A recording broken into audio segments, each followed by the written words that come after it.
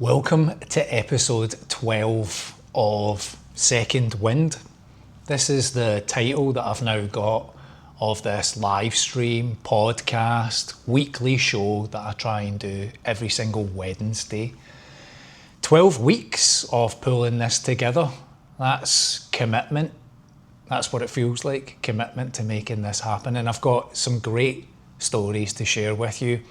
I'm recording this now from a new location.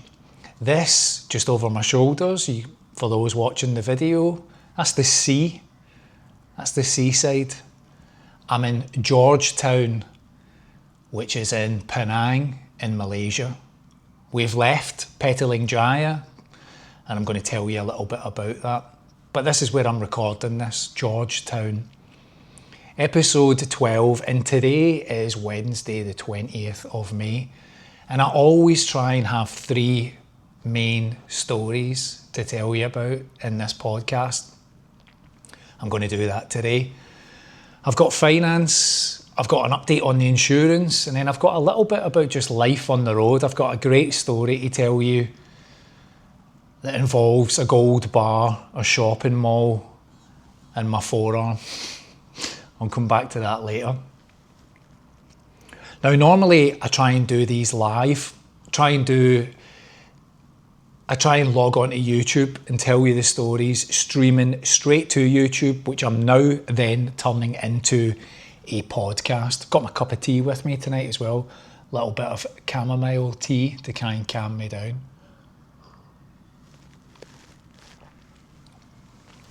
But normally I do these live, right? But we've arrived in this new location. We've arrived in this hotel complex that Yvonne's organised. We got here yesterday, and I thought last night I would do a quick check on the internet. So you can actually do like a fake live stream to YouTube, and the connection just wasn't very good.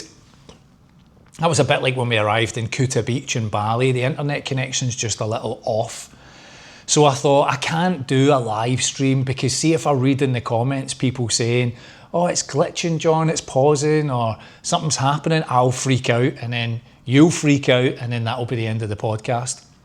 So I thought, I'll just record this one. So I'm going to give you about an hour, and I'm just going to talk and share those three big stories with you and a few anecdotal little other bits that have happened during the week. Now, I'll just say this. I've called this now Second Wind, right? Because that's what I kind of feel like about it. Like I'm having a second wind, second half of my life, 48 years old, redundancy, grief, leaving the country, selling everything. And now I'm here trying to build something new, right? So I've got YouTube, I've got Instagram, I've got a weekly newsletter. And now I've turned this into a podcast. Now, sometimes people, they obsess about the numbers, they focus in on the numbers. How many views are you getting? How many subscribers are you getting? Let me tell you this, right? I sat last week, came up with the concept of Second Wind, and then I wrote descriptions for the last 10 weeks worth of live streams, and then last week I did the 11th, and now this is the 12th. That's how the number system works, counting up. And then I uploaded all of that to Spotify, and now it's also on Apple. I did the Apple podcast submission a couple of days ago, so you can actually listen to this on whichever streaming format is your preference. The link will be in the description down below. So either Spotify, you can do it on YouTube, or you can do it on Apple. And let me give you a couple of the stats, right? Since last week, uploading the 11 episodes, I've got 19 subscribers, 19 followers on Spotify, and honestly, see the buzz that has given me. 19 people. See if you're one of the 19 people who went to Spotify, clicked on this, and clicked follow. I've also got 3 5-star reviews. One of them was me. You've got to hype yourself up, right? But see, to the other 2 people that went onto Spotify and gave me a 5-star, thank you so much. And I'll tell you this, I'm just going to refresh the page now, right? So today it's just gone 5 o'clock here, and it's Wednesday the 20th of May today. I've just refreshed it and I've had a total of 99 streams and downloads across those 11 episodes. And that is just an absolute buzz to go with it, right? Never mind all the how many views are you getting and how many subscribers. Forget that part of it. As I said last week, if you're thinking about a project or you're thinking about doing something, a wee hobby, I said just start, right? Sounding like a Nike advert, just start. And I mean that. Last week when I did all of that work and then watching it over a couple of days, watching people click and listen, and I can see the number of hours, 22 hours already in a week of people listening to me talk here. And I'm just, that's like starting afresh with something. People always look for like, you know, that excitement, the big numbers, the virality. But the reality is you've got to start from somewhere, and this is the start. So thank you. And I'll tell you what else gave me a massive buzz. I got my very first comment. It's funny how it's like, you know, people that used to have like their first dollar on a wall where they've earned their first, you know, started a business. They've earned their first pound or a dollar and they get it framed to save that. This is what this feels like. My first comment, my first Spotify comment, and it's from somebody called Won't Stay In. So if that's you, hello and thank you. And it says, absolutely loving these podcasts. Literally have you on whenever I can. And you're just naturally sounding voice amongst the plethora of noise that's out there. Thank you to you and Yvonne for sharing your lives with us. So thank you so much to Won't Stay In. Can't tell you what that means to me to read that first comment. That's what lands in my head, sticks with me. 19 followers, 99 listens, downloads, 22 hours worth of consumption in my first comment from Won't Stay In. So go and listen and subscribe and do all those bits. None of that costs you any money. There's no charge in this, much to the, you're trying to make money at all of this. There's no cost. Somebody asked me as well, oh, this is another opportunity for a monetized stream. Nope. I am so far away from all of that. Miles away for that. You need 1,000 subscribers and you need hundreds of hours worth of listening time. Forget that, just start. So I've just started. Right, and talking about just starting, let's start on the 3 big stories. So story 1, finance, right? It's a bit of a running theme the last few weeks. Let me share with you a little bit of money that I made last week. Now, I'm always learning in these things, right?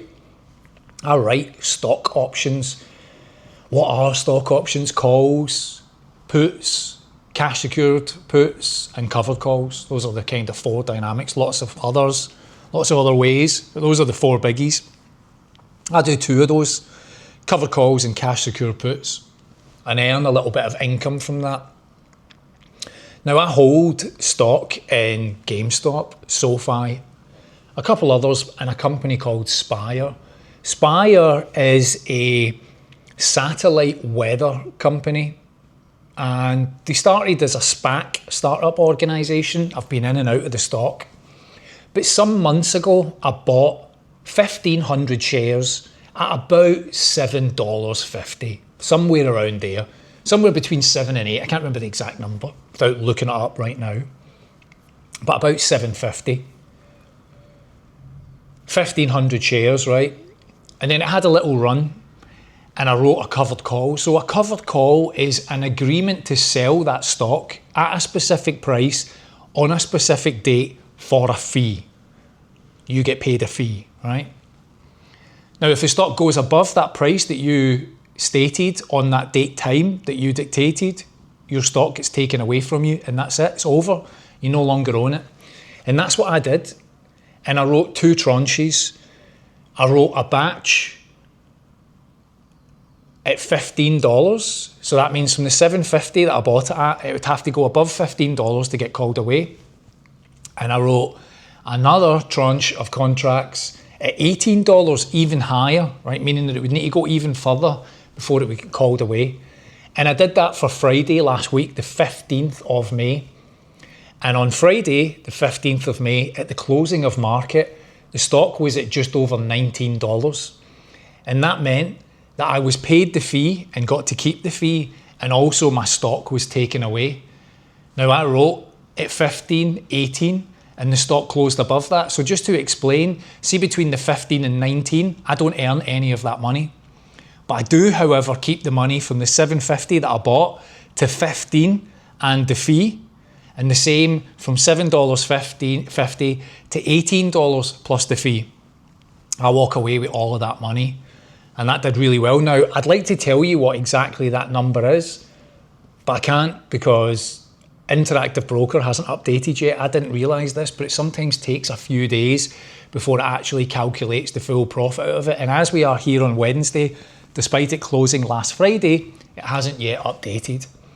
But I'll tell you where I share all of this information in a bit more detail on my Patreon, which is another platform that I've got. Patreon is essentially where I make quick content and share a bit more detail on these little niche topics. It's not really exciting enough to make a YouTube video of it, but I now have 123 active followers on Patreon, which are people that have either joined free of charge, which you can do, link is down below, but people that have decided to pay from a subscription level, and that subscription starts from £5 up to £12, and the difference there is either content all the way up to actually having a Zoom call with me once a month. But in there, I'll share all of the details of this. But I've made a bit of money out of that.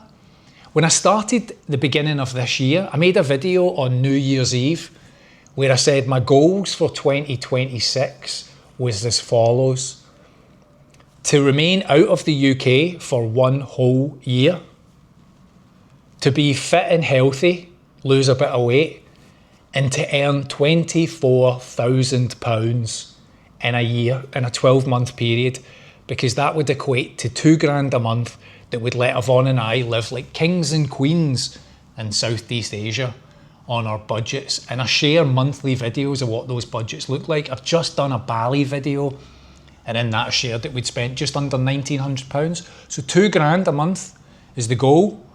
And from that, we typically try and live comfortably within that budget. And this is where I earn some of that money. So that's why the 24 grand comes in. So I'll update you at the end of this month, May, with exactly what I've brought in as well as what's gone out. But Spire's going to have really helped with that. And now what I've done is I've also written a cash secure put to buy some of that stock back again at a significantly lower price. So it closed at like $19.50 or something on Friday. I've written a cash secure put to buy more Spire stock if it drops below 13. Now, if it doesn't drop below 13, I'll just keep that money that I got paid as a fee. And how much was that fee? It was about $1,000. So I got paid $1,000 to agree to buy stock that I've just sold significantly lower than the price that I sold it at. And if it doesn't go below that price, I keep that fee. Right, let's talk a little bit about eBay, right? Because the GameStop eBay saga rolls on. Some days ago, the eBay management team came out and declined the offer from GameStop to buy eBay. Not surprising really, right? Because the management team, do you think they honestly want to go through the grift or lose the grift of the money that they're making as the management team there? No, absolutely not. See that rain that's going on outside? I might get Yvonne to put a light on in here because it's getting a little bit dark. There we go, that's perfect, thank you. Look at the rain. We arrived here yesterday and it was beautiful the whole way down, and then we get here and look at it, Georgetown, heavy rain. So GameStop, Ryan Cohen, CEO, today, Wednesday the 20th, it's came out that in a 13F filing, I think the documentation is called, is that GameStop owns around 6.5% stake in eBay. And it's made up of two things. It's made up of stock that they actually own, that they went and bought, which is around 22,000 shares, very small amount. However, they have taken up a tactic of buying call options which is like a speculative purchase, from around $85 of eBay stock price. And if eBay goes above that, GameStop can buy the stock at $85 whilst it's significantly higher, and that is exactly what's happening right now.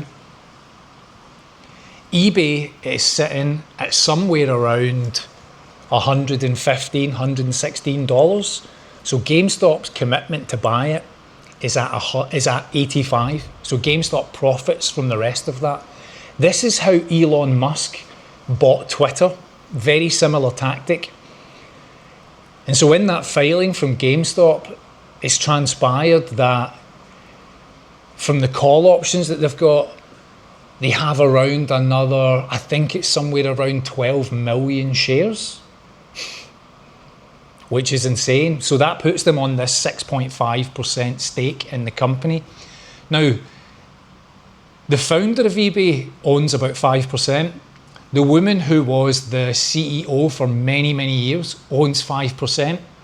The current CEO, the current CFO, and the rest of the management team own nowhere near that amount. So they're sitting there like, well, there's a kind of activist takeover bid on the table. We'll lose our jobs, we'll lose our compensation packages, rejection. And of course, the market's now looking at this. Now, where this gets interesting, right, is that in the last week, a lot of big businesses, a lot of hedge funds, and a lot of investment organizations have had to disclose their most recent purchases. In fact, one of them is Donald Trump. Donald Trump had to disclose which organizations he had bought into. And on his filing, two companies stood out to me. One was eBay, which he started buying in March, and he has met Ryan Cohen before. There's pictures of them together, which is quite interesting. And the second one was that he was buying SoFi, the two companies that I talk a lot about.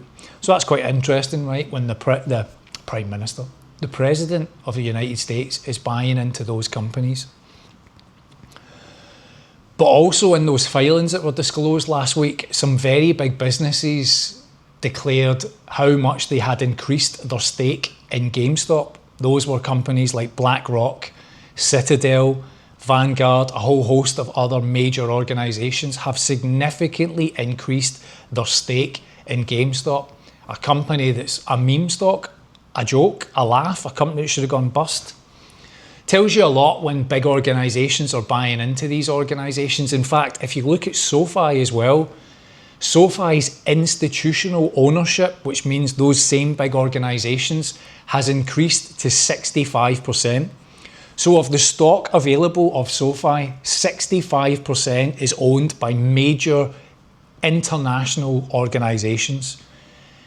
And they're kind of famed, these companies, for like putting out narratives about companies to get the price down, shake out retail, get retail to let go of it. Who's retail? Me, you, stockholders, the average person that buys stock. You are titled as retail. Institutional ownerships are the big banks, JP Morgan, and like I say, BlackRock, Citadel. When they're increasing their stake in organizations, they don't do it because they think the company's going bust. They think there's a change on the horizon. So it'll be interesting to watch all of this. See how all this plays out in the next couple of weeks. I read a post today by an analyst online that said GameStop has just disclosed its economic exposure to 29 million shares. So I got that slightly wrong. The actual number is closer to 30 million, 29 million shares of eBay, which equates to 6.55% of the company through put and call derivative contracts, along with TD Bank, the company that's offering GameStop money to buy eBay. This is not a normal retail style investment filing. This is a highly engineered corporate positioning with optionality, regularity, and the potential for future voter power. And he says, contracts can be converted into real shares after HSR antitrust approval. Structure appears designed to gain massive exposure without immediately triggering an ownership or control thresholds that are in place. Strike prices on those calls ranged from $84 to $114. The net premium that they received by just writing those contracts was $7 million. Now, GameStop will have to go through their quarterly earnings very soon, probably in the next month, and this will be disclosed in the earnings.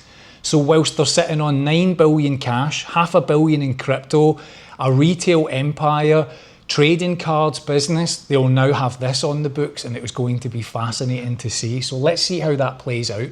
I'm still holding my GameStop shares, and I'm watching to see what this looks like over the next coming weeks or months. Is GameStop still just a joke in all of this? Who knows? Now, if you've ever heard of the guy Jim Cramer, right? Jim Cramer is a stock commentator. He's on the big American networks. I think CNBC does a segment on there. He's an older guy, used to work at a brokerage. There's a bit of a joke online about whatever Jim Cramer recommends, you do the opposite. The Cramer effect, it's called. It's a bit like Nancy Pelosi, right? Nancy Pelosi is considered the best stockbroker in the world. Thousands of % growth, right? While she's also sits in government in the US, or did at least. Her husband is a investor, right? So must be interesting bedtime talk between the two of them. What's going on tonight, honey? The government's about to invest in Intel. Well, I'll just buy a few stocks. They're speculative, obviously. I'm only jesting about this stuff. But yeah, so you've got Nancy Pelosi, who you should follow, and Jim Cramer, where you should do the opposite. Jim Cramer was on being interviewed on mainstream news recently, and he made one of the most bizarre statements I've heard in quite some time. Now, GameStop famously, during a big spike in the 2021 period, went up to about $500 to close to $600, called a short squeeze. And Jim Cramer was asked about this recently on a interview segment, and he said, and he was asked if he thought it could repeat, and he said that if GameStop went to $1,000 a share, he would, now let me try and think about how to possibly say this to you without getting myself into trouble on YouTube. He said he would fellatio a horse if GameStop went to $1,000. What a bizarre comment to make from somebody who's supposed to be a financial expert. Right, let's move on from that. Let's move on. Let me tell you a little bit about the insurance update. So very quickly to recap, I am in an arbitration battle between the insurance company for my healthcare after falling ill in Malaysia, going through 3 surgeries and sepsis and a total cost of £13,500. I have submitted a claim which was rejected again, and then eventually I was able to position it in a way where I was eventually credited around £4,000 of that £13,000. I'm now going through arbitration for £6,500 of it, and you might ask, well, what about the gap, John? The simple answer to that is, even when you have a total bill from a medical situation, you don't necessarily get it all back. They don't pay for things like rooms, they don't pay for things like meals, and lots of little incidental details that they deem as not completely medically necessary. You don't get the money back for that. But I'm in a battle right now for £6,500, which is about a surgery that I had to go through, which the insurance company has stated that they recognise in writing to me was a medical necessity. However, they've deemed it not as an emergency and therefore have rejected my claim. Now, the doctor that I saw has written formally to the arbitration company to say this absolutely was a medical necessity and he was in an emergency situation. The European Association of Urology has also confirmed that that was the case, but the insurance company disputes this. And so now I find myself in arbitration. And I want to give you a little update on it, because last week I explained that we were waiting on payment from the insurance company to the arbitration company. They also tried to change their name, and then they tried to spell that name slightly differently. and we've came through all of that process. All of that has been cleared. I've paid my side of the fees, and the insurance company have now settled their side of the fees, which included them registering with the company that they had stated in their terms and conditions. That's done. They had to register their terms and conditions themselves. That's been done. And now we're in this administration phase. Now, one of the parts that we were disputing on this that actually came from the arbitration company is that in the terms and conditions from the insurance company, they stated that any arbitration would have to be fought in a very specific location within the world. And the American Association of Arbitration, the company who they named in their policy, said, no, we don't accept that. You're going to have to drop that. And they have agreed to drop that territory that they stated. That was deemed by the arbitrator as not consumer friendly. That's all taken care of. Now, the arbitrator was then asked to decide where the arbitration should take place, what location. Now, this is the American Association of Arbitration. Guess where they picked for the arbitration to be conducted? Scotland. Home turf. I feel like I'm going to run out at Hampden to play against the insurance company at the opening of the World Cup. Now, the World Cup is supposed to be in America. Well, America, Canada and Mexico, I think. Can't remember. Playing it across like 3 territories this time around because nobody wanted to foot the bill. But here, I've been handed the home leg. And it makes no difference, right? I don't know why they've picked Scotland. I don't know if that's because it was my address, even though I've left, right? Yvonne's mum and dad's address. But in the documentation they sent me, they said, we're going to arbitrate this in Scotland. I looked at Yvonne and I was like, get the face paint out, love. I'm going to get the old Mel Gibson on the coupon. Now, I thought that I might actually have to show up to a video call for the arbitration, but it turns out it's going to be fought in documentation. So here's where we're at. They've now decided it's going to be Scotland. They've asked me that I need to disclose if there's any potential conflict of interest. So if the arbitrator who gets named, I knew them or I knew the business they came from or whatever, I need to disclose that.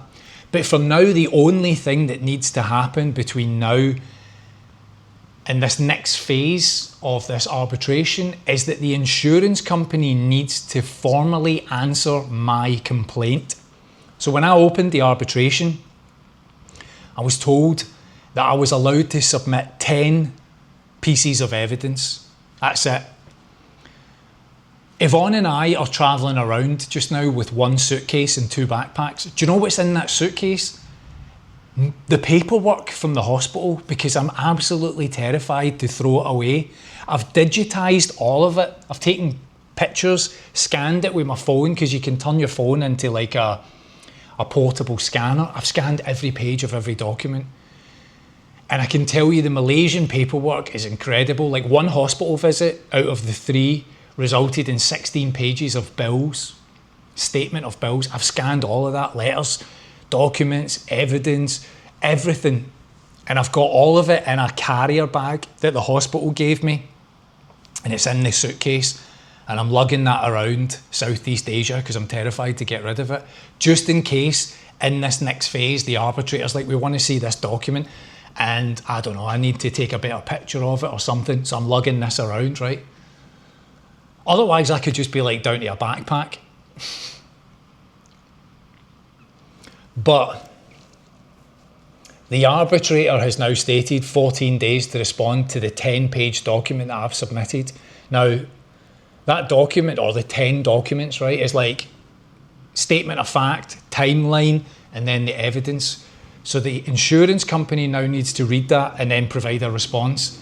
And then once they've done that, then we'll move forward to selecting an arbitrator. Now, here's where that gets interesting, right? That's like, you know, when you see these American movies and it's like jury duty, jury selection and all that, and you see like Keanu Reeves or he's the only one I can think of in a movie like that, right? Matthew McConaughey, that's the other one I was thinking of. Right, it's like Matthew McConaughey, and he's like, I want juror number 7 because he looks like he's on our side, and let's get rid of juror number 5 because they look like there's a glint in their eye that they hate this case. That's what it'll be like for the arbitration. Because we'll get a list of maybe like 10 people, and it'll tell you what businesses they work for and what their background is. So I'll need to look through this. Well, I'll tell you this joke, right? Yvonne's calling me Johnny Brockovich in all of this. If you've ever seen the movie Erin Brockovich with Julia Roberts, I'm Julia Roberts in this. I need to get a better cleavage. I'm Johnny Brockovich, that's what Yvonne calls me. Here's Johnny Brockovich fighting the case because I've got all this paperwork in my suitcase and all. If I get stopped at customs, right, and they ask to see inside my suitcase, they would be like, are you a doctor? Because I've just got these hundreds of pages of like documents. But I'm filing the case, right? So I've distilled hundreds of pages down into 10 pieces of evidence. Yvonne's calling me Johnny Brockovich. They'll have to respond. They've got 14 days from Monday. So I'll update you. And then see when that's done, I'll get to read their response. And then finally we'll get a list, and I'll need to go through like, oh, this guy, he worked at an insurance company, so he might know them. I don't want him. And we'll make a list, and then the list will be compared, and then somebody will be selected, and then we move on. That is where we're at with the insurance story. Now, I'll just finish on this bit, right? Tell you the last bit of this. This is a 50-50 case. It literally comes down to how the arbitrator will define the terms and conditions that's in their T's and C's from the policy that I bought, and how it relates to this time when I was sick, whether it was a medical emergency or not. And the arbitrator will read the terms and conditions, my argument, their argument, and either say, we side with the insurance company or we side with the claimant, and that will be the end of it. All of the handling, the changing the names, the customer service, the everything else that's gone into it, the 6 case handlers that I've had, the month's worth, the Christmas Day rejection, all of that means nothing. It just comes down to the reading of the terms and conditions. More on that soon. I hope this kind of sounds a little bit like an ASMR podcast at this point, that you can hear the rain in the background for like dramatic effect. I'm not editing this in to turn this into like a horror story podcast or like a crime podcast. That's just the weather that's going on over my shoulder right now. Welcome to Georgetown. So let's talk a little bit about travel, right? We left Bali, and I'm having a little bit of, how would I describe it? Post-Bali blues. How's that? I'm having a bit of post-Bali blues. We're in Malaysia, we've returned back, but I'm missing the beach and the sunshine and the routine. We've got back to Malaysia and it's been raining. It's hot, but it's been raining. Now, let me tell you, the last time when we were in Bali, right, we met up with Kelly and Adam, 2 UK friends of 20 plus years that had been travelling around. They came and met us. We had dinner and stuff. And Kelly was telling me a couple of stories about scams that had happened to them. They were in Bali and they'd gone to one of those money exchange places, and the guy had done like a Paul Daniels hand thing and slipped a million Indonesian rupee out of the money that they were lifting at the time. They'd counted it themselves, then the guy counted it, then he counted it, and then the guy counted it, and when he did that last count, he slipped away like a pure, like I say, Paul Daniels magic trick, right? Slipped cash away, and then they left and discovered, and they went back, and the guy actually owned up to it and gave them the money back, like total balls on him, right? Actually just went, yeah, stole the money. So Kelly had been telling me about scams, and I've gone through a period, nothing's happened to us until we arrived back in Malaysia.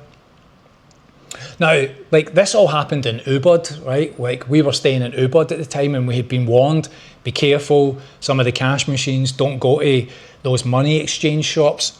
Right, slight tangent on all of this, right? See, like, I'm Scottish, right? And see, sometimes when I say some words, obviously I roll my R's because I can pronunciate, right? It's like, see, let me give you a comparison. Scottish accent, the word water, right? We can say that. English accent, water, right? They miss out the T sounding. Those are just different dialects using the same word, water or water. Water, mate, right? That's my English accent.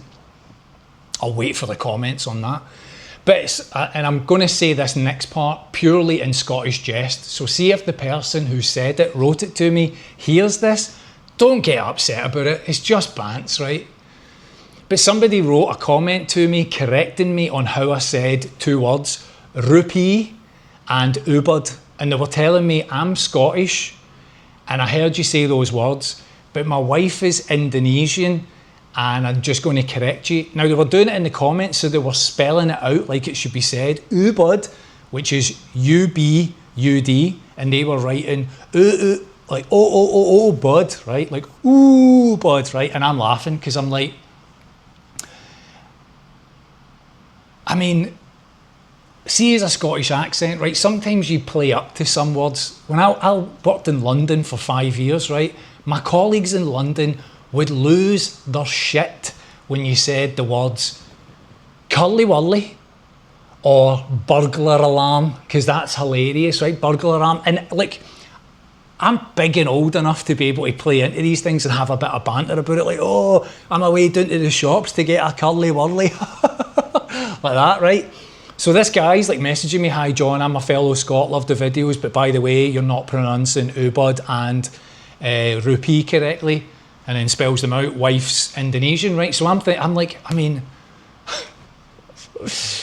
Scottish guy correcting another Scottish guy on his pronunciation about foreign words. Anyway, I responded to the person, right? I'm like that tactical, right? I'm like, do me a favour, tell me, how long did it take you to learn Balinese? Like, how long did it take you to learn your wife's language? And they responded back and were like, well, I haven't really learned it. And I was like, you're married to an Indonesian woman and you've not even bothered to learn the language of your wife, and you're in the YouTube comments of a fellow Scot telling them how to say a foreign place, the word. You're correcting me. Your wife's Malaysian, your wife's Indonesian, and you're telling me. That's hilarious. The comments sometimes to me are just a goldmine of irony and intrigue and just the things that people say in the comments, right? You just wouldn't say half of that stuff to the person in real life. Like the way that people just show up in the comments and fire things off sometimes, you're just like, what? If we, like the way that I talked to a fellow YouTuber once, right, before I started this channel, and I was like, how do you deal with the comments? And they said to me, comments, John, it's like your house. That page, that YouTube page, that's your house. And you wouldn't let somebody come into your house and talk to you like that. So don't let it happen on the page. And I thought, great way to put that. People think that they come on and write things in your YouTube comments. They just get the right to do that because it's YouTube. That page is like MySpace, Facebook, right? That's your page and you run it the way that you see fit. But I laugh like, it's not Ubud, John, it's Ubud. Indonesian wife. So anyway, if you're seeing this from one Scot to another, this is just jest, this is just bants on all of this, right? Anyway, so Kelly and Adam, Ubud, ripped off. Yvonne and I get to the new apartment we're staying in Malaysia, right? I book all of this through booking.com. Now, in Malaysia, you quite often get a tourist tax, sometimes a general tax, and sometimes a cleaning tax. So when you go to book a room, you'll see the daily rate, or if you've put like a weekend or a month's stay, you'll get the month's stay rate. And then when you click on the next page, sometimes it has the costs attached to it. Like it'll say 8% tax or an extra 100, 200 ringgit for tourist tax. Now, if you stay in Kuala Lumpur, it tends to be higher. We stay in Petaling Jaya, not so much of a tourist industry, so sometimes those fees aren't there, but I always look. And another thing to also take care of here is, depending on the currency that you pay, if your booking.com is set up to pounds, it will show you the price in pounds, but often the resort, the place, is billing in their local currency. which means booking.com then handles the exchange rate for you, but is a terrible exchange rate. So the way that I do it is I'll look in pounds just to understand what the cost is so that I can mentally compute with what I'm used to. But then what I'll do is I'll change the website into ringgit for Malaysia, and I'll book it in ringgit, but I'll let my Revolut bank account handle the exchange rate because it's much more competitive. And that can change the prices sometimes, somewhere from like, if you're staying a month, that could be the difference of another £100 of a difference, £50 to £100 of a difference. So it's worth checking that info sometimes just to kind of save yourself the costs. And the reason I do it that way round is like Revolut, some currencies on Revolut you can transfer within the app, right? So Thai baht, for example, or American dollars or Canadian dollars, you can go in and say, move my money from pounds to US dollars. It will do that and it will hold it in the app as dollars. You can't do that in Malaysia. It's not a defined currency within the app, but you leave the money in there as pounds and it exchanges it there and then for you for the booking.com website. So I would go into Booking, pay in ringgit, and then Revolut does it. That's my tip of this podcast for travel. But I've checked and the fees are included, the tax is included, right? So we get to the resort, we get to the apartment complex, we go to check in and there's two, I think they were maybe Indian, right? They were not Malaysian on the front desk. Now, each apartment block, you quite often have different suppliers, different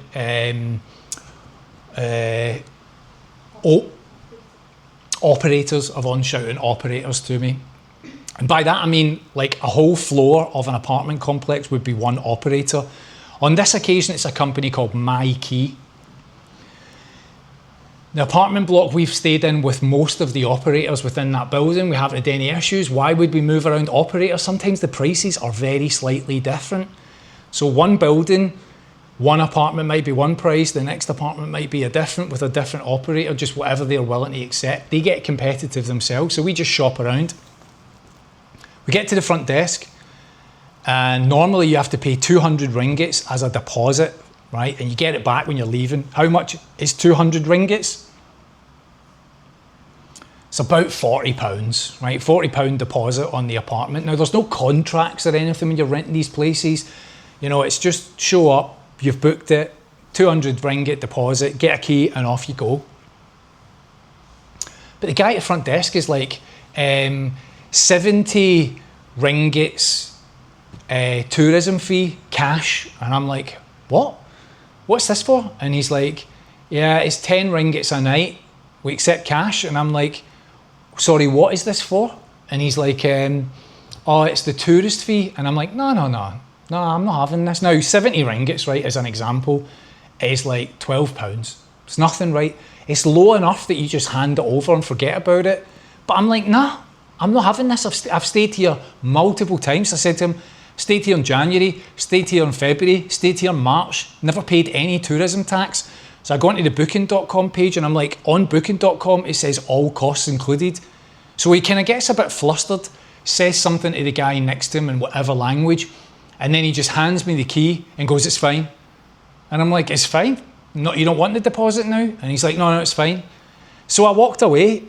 We go upstairs, we get into the apartment. I'm like to Yvonne, what was that all about? She's like, don't know.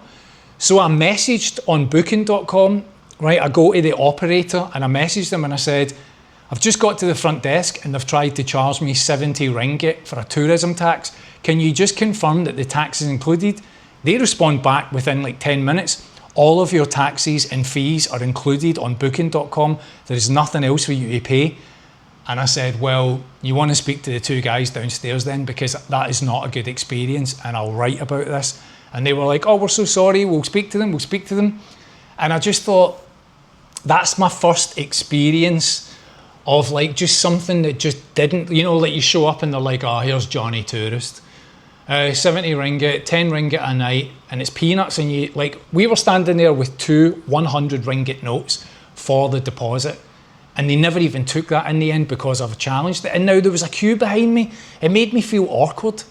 It made me feel frustrated and annoyed at having to challenge this and then go onto my phone and look for the booking just to say no, but you just never quite know, right? So now look, we were back in an apartment complex that we've stayed in before, and there's a supermarket nearby, there's a mall, right? And the mall has been like, it's got an ice rink in it that's turned into a roller skating rink because nobody was going on the ice rink, so the ice has disappeared much.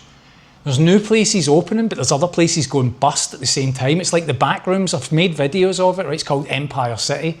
So quiet inside it. Yvonne and I go in on a Monday. You walk around, right, and you can see staff like, you know, zombies in arcade games or video games where you walk up to them and suddenly they get activated. They're basically just sitting on their phone, then they see a human and they're like, oh, potential customer, and they wake up because nobody's in the place. But they've been doing these like promotions. So there's the village supermarket. If you spend 100 ringgit, they give you 20 ringgits back in vouchers for your next spend. So 100 ringgit to get 20 ringgit back. 100 ringgit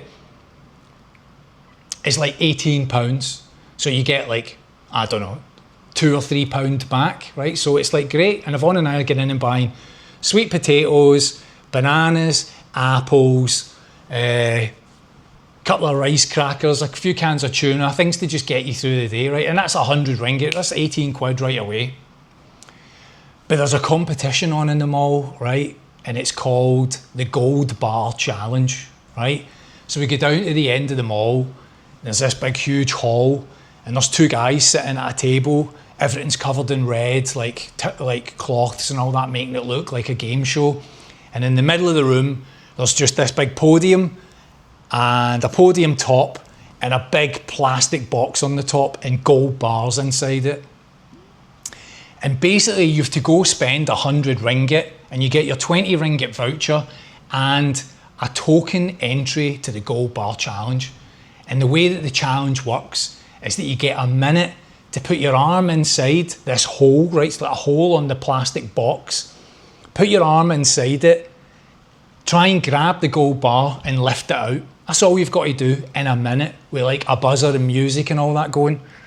So Yvonne and I are walking through the mall the first night, we see it and I'm like, I can do this, right? I think I can do this. So we go away to the shops, we spend 100 ringgit, we get the voucher. Now, of course, because I'm a psycho, right? I'm back in the hotel room and I'm looking up videos on YouTube about how to do the Gold Bar Challenge. And I'm watching videos of people doing it and the techniques. Now the gold bar is weighted. You've no idea how heavy it's going to be till you put your arm in. And then all you've got to do is slide out the hole. Now see the hole, it's like a Pringles tube, right? It is like the size of a Pringles. So I'm looking at all of this, right? I'm at Yvonne. Now the prize is 1,000 ringgit, which is like 180 quid, right? But I'm like, that's like a month's apartment stay. Well, close enough, right? So we go down the next day, I'm at Yvonne, right, let's do it. So we go down, right? It's like a Tuesday or something. And we go down to that end of the mall, it's empty. There's nobody there, just the two guys. And I'm like, right, let's do it. So they're explaining to me. So one guy's there and he takes the token. The other one leads me up to the podium. I've got videos of all of this, by the way. If you want to see them, message down below in the comments, show us the videos, and I'll show you me doing all of this, right? Yvonne videoing it, me getting my arm in. So the guy's like, you can only use one hand. You can't use your other hand as leverage or hold your arm. You can't lean against the podium. You can't touch the glass. I'm like, right, cool. So then they do the countdown, 3, 2, 1, and then there's a buzzer and I put my arm in, right? So I get my arm in straight away. I get it in and I get a hold of the gold bar, right? And I'm wrestling with this gold bar. Now it's heavier than I was expecting. It's maybe like 2 bags of sugar. And I had watched a video where the guy flipped it over and he's got it horizontally, right? He's trying to lift it out, right? He's trying to get the bar out. So I get it lifted up, like right up to the hole, and I'm holding it like a Toblerone bar, right? I'm trying to balance it and it's so heavy. I've got 4 fingers on the bottom of it and my thumb on the top of it, and I'm trying to get it out the hole. And I'm basically, Yvonne's there, right? And I'm basically trying to slide this thing out, and I'm in a shopping mall in Malaysia fisting a plastic box. That's essentially what I'm doing, right? I'm wrestling with a plastic box in front of 2 judges and I'm slowly losing skin off my hands. Look, for those watching this podcast, look at that. That's skin that I took off my knuckles trying to get my hand out. I was so close. And my fist was too big. I couldn't get my fist out the glass whilst holding the gold bar. And I'm like, and then I drop it and I'm trying to adjust the angle of it and I'm trying to get it back, and now my arms, I'm too tired, it's too heavy, and that's it, the buzzer goes, minute's done. So Yvonne's like, to me, you're so close. So she's got video footage of it, right? And I'm looking at it, I'm like, I'm close. So I'm back in the hotel room and I'm on ChatGTP and Claude, and I'm like, look at these images of me doing this gold bar challenge. Is there a technique to this? Is there a way? Right, so a couple of days later, we're back in the mall. We spent another 100 ringgit. I've got another voucher and I'm down there, right? It's Saturday and the mall is busy on a Saturday. Now, see, before we left the hotel room, I'm like to Yvonne, lube my arm up with baby oil. I'm winning this. So Yvonne's like rubbing baby oil down my arm, down my forearm, right? And down the top of my hand. And I'm like to her, cover like my knuckles, but don't touch my fingertips because I won't be able to grip the bar. And Yvonne's like this, just rubs her hand right down over my fingertips. And I'm like, not on my hand. Like, how am I supposed to grip so we're having like a domestic, right? We're having a domestic over baby oil for me to go and fist a plastic box to try and lube up a gold bar to win 180 quid in the mall, right? I need to get a job. I've got too much free time on my hands. So we're back down there, it's mobbed, right? There's Chinese people in now, they're all doing their Saturday shopping, they're watching. I'm now down there like the 6'1", tattooed, bald-headed Scottish guy ready to fist the plastic box. Do you know what this is like, right? Do you know what this reminded me of? Have you ever seen Ace Ventura, the movie, right, with Jim Carrey? See when Jim Carrey is like climbing out of the plastic rhino's rear end and he's doing the whole...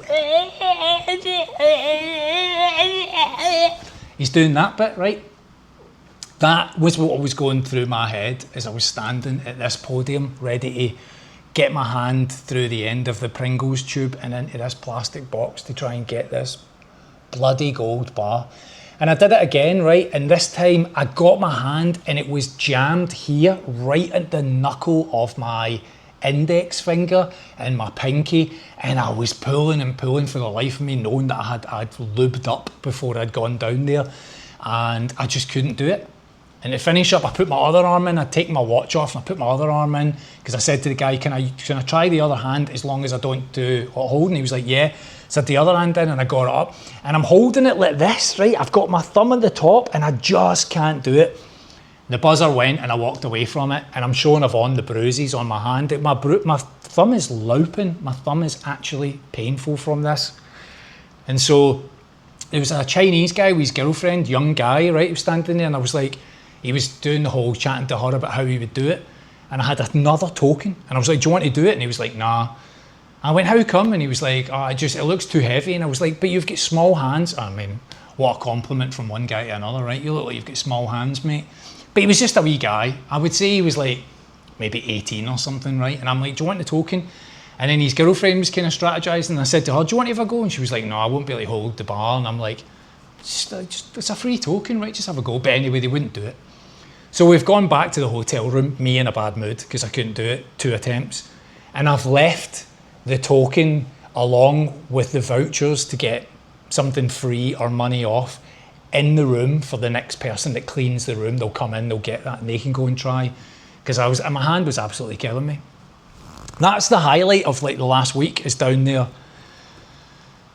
Try win this bloody gold bar. So we get the train here.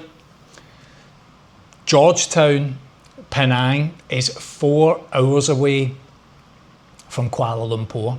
And we were going to fly and we decided we'd just take the train. You can get the train from KL Central. And this was the express train, which basically had 4 stops to get here.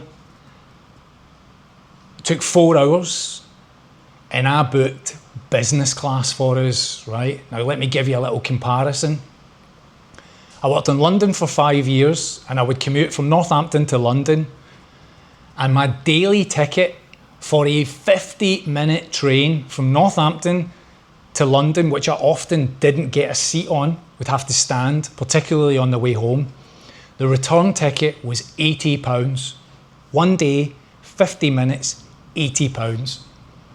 The train, business class, from KL Central, yes, I'm saying that right, if a Malaysian person wants to come on and correct me in the comments about how I say Central, leave that down below.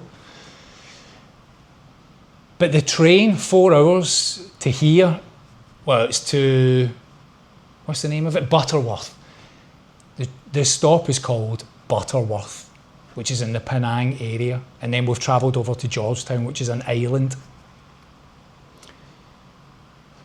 Was £67. £67 for Yvonne and I. £33.50 each for a big, comfortable seat with a TV in the arm, a table at the other side, and hostess service. We got a meal, which was chicken and rice, popcorn, peanuts. We got a fruit juice, a bottle of water, and then they came round the second service with these 3, what I could only describe as like plasticine style, unedible things in a packet. Bizarre, weird tasting things, but we ate them. And a coffee. £33.50 for that train, and it was nice to just sit there. Now,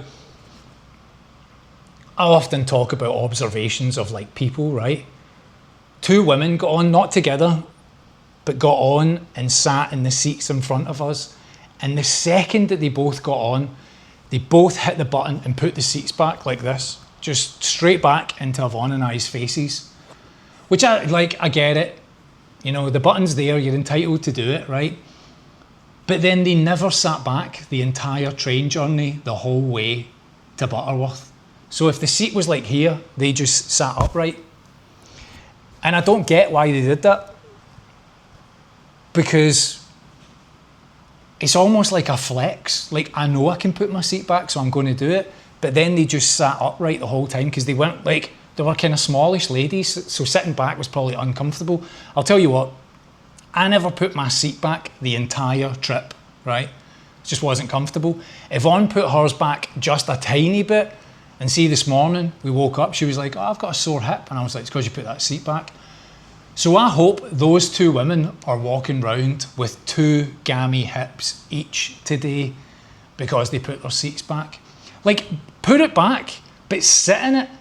Don't sit up the whole way on your phone with your seat back in somebody's face. People just ruin everything. So that was our trip down here, and now look, we're at the beach. This is the seaside right outside. We're staying in this apartment complex that Yvonne has booked. If I was to define it, if you've ever seen the movie The Shining, it's like that in here. There's nobody here in the building. It's massive. We're on the 8th floor. I think there's 12 floors. There must be hundreds of rooms, and we haven't seen a single other person. It's just Yvonne and I and the staff at the check-in desks.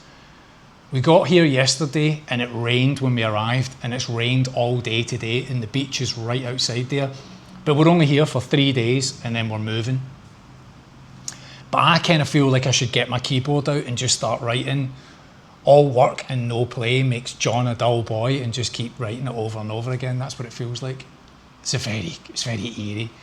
We went to the gym earlier, and the gym looks like it was probably opened by Arnold Schwarzenegger in 1978. And it looks like a can of WD-40 would go a long, long way.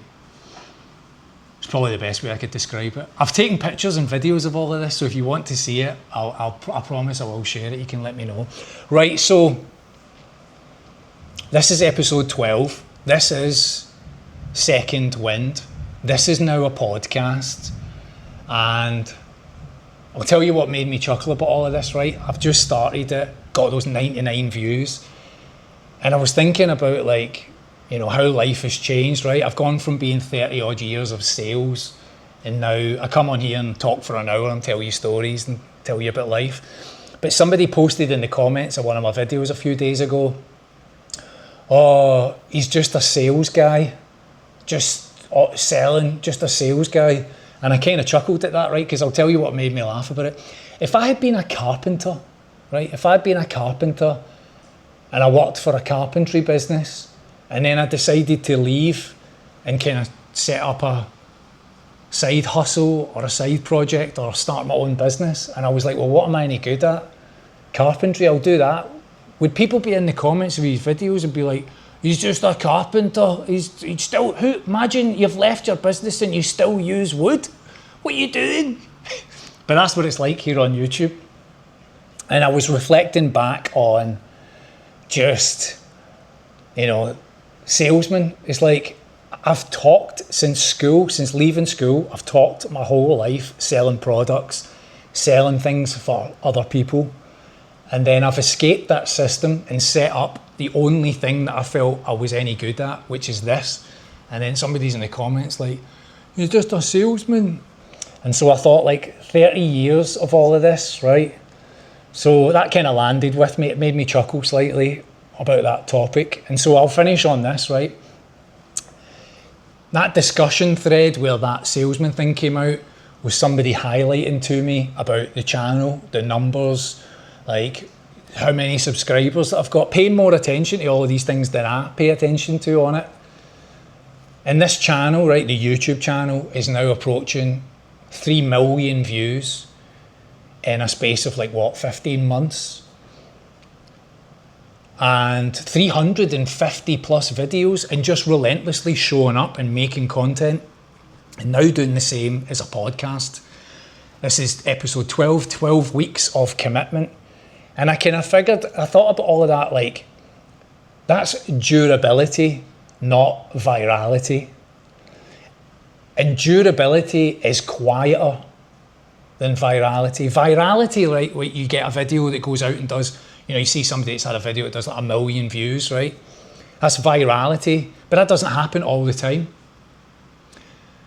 Virality is like a firework. It's like it's an explosion. You get all excited, like, oh, the big explosion. And then that's it. It's over, it's done like that. But durability, right? Durability is like laying railway tracks in the rain. Like that. It's not exciting. And that's kind of what this feels like. It's just constantly showing up and making and putting out and creating and being reliable and making things happen, even when the internet and the rain and everything else is against you. And that's all right. That's okay to just be durable and not viral.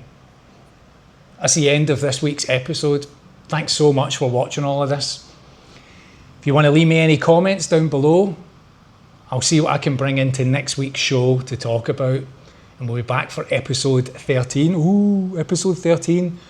And Yvonne and I will be in a new location at that point, and we'll share some more details with you. Have a great week.